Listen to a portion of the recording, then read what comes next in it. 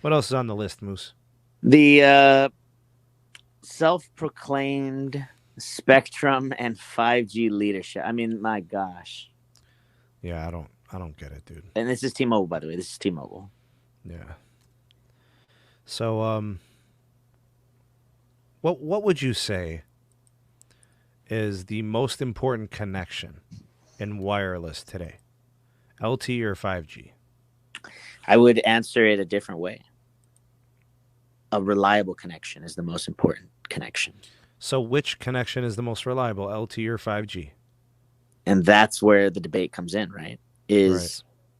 Right now we have a proven system, right? LTE. It's everywhere, pretty much. Mm-hmm. It's working.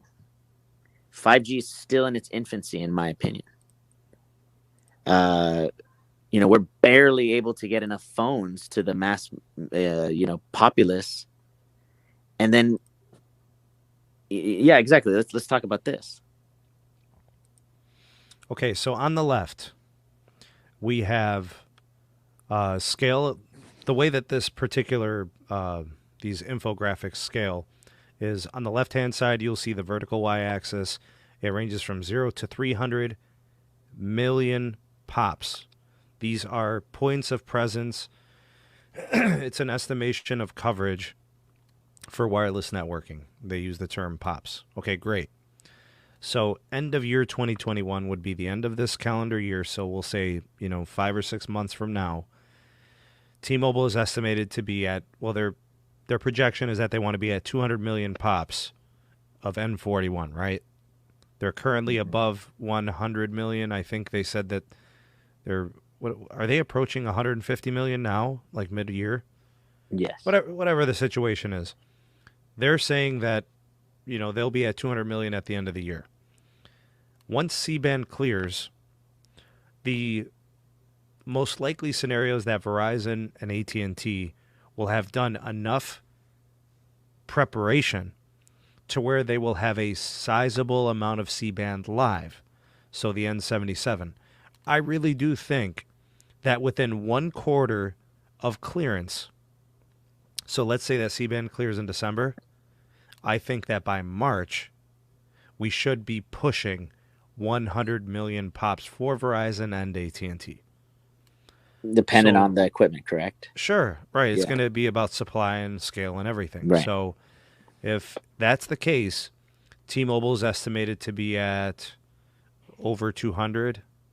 So then Verizon and AT&T will be at just around 100. If we look at end of year 2022, I think, again, Verizon and AT&T are probably, doubling their pops, probably at 200 million. T-Mobile says they'll be at 300 million, right? So like end of year 2023.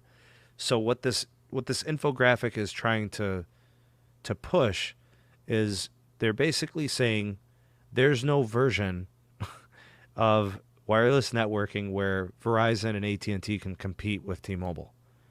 So notice that this is not a network metric. It's not about overall network. It's about 5G network. And the reason why they want to make sure that they frame it as 5G is because the truth is that they have moved away from LTE. They have already conceded that they lost LTE. They've moved away from addressing their LTE shortcomings. So they're going to focus all their money, all their effort, and all of their time into 5G. Now, here's the problem with that, Moose.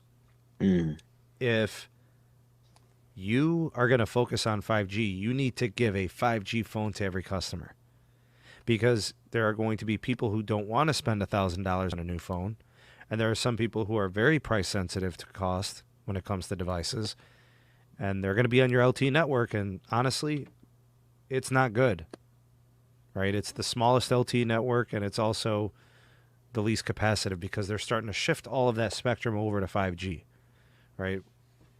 Honestly, Moose, I was using my Google Pixel 5 on T-Mobile with LTE only, and it was a horrible experience. My video was frequently buffering. The signal was in and out. It was bad. So I can't blame them for moving away from LTE.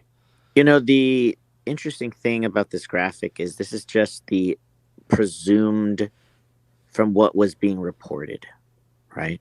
Right. And you're absolutely right, Sneedman.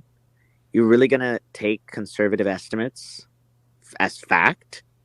I mean, we just figured out that C-band signal, which supposedly is worse than 2.5 gigahertz, right, Sneed? Right? Mm-hmm. Supposedly is worse. It doesn't propagate very well, blah, blah, blah, blah. The nonsense from the magenta thongs. C-band is projected to propagate up to 9 miles. Dude, that's beautiful, man.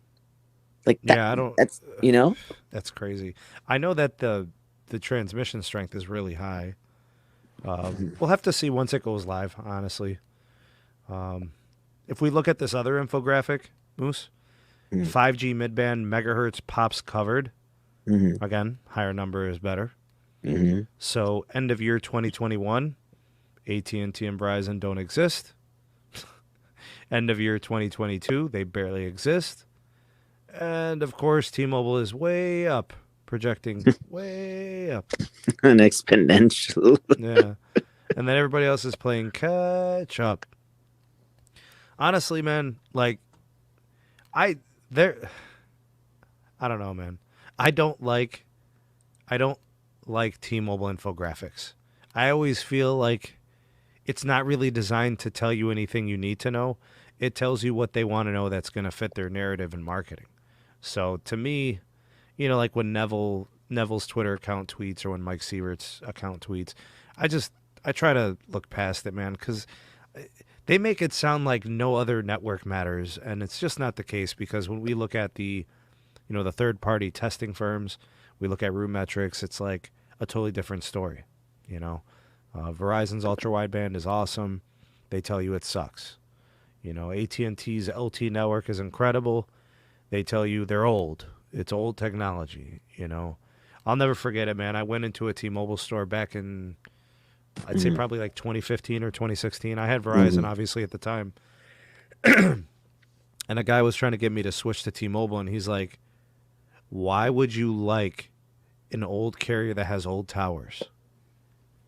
You want a new carrier with new towers. And you know what I thought to myself? I was like, bruh, that network that has old towers is enormous because it's old, because it's been there, and it's got the infrastructure. It's been around. Like the network is just larger because it's had a steady investment in it for decades. T-Mobile's been playing catch up because they were late to LTE.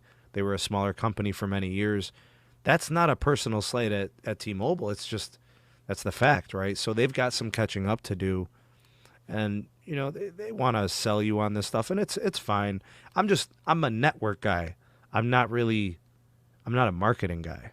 I'm not like, these companies, I'm good. I don't need them to sell me on anything.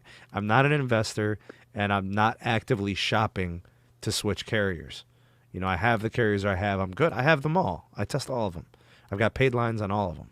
So, this is not for me. This is the stuff that's designed to shift the investors' money, right? To keep money coming in and new investors, and it's designed to try to get people to switch market share.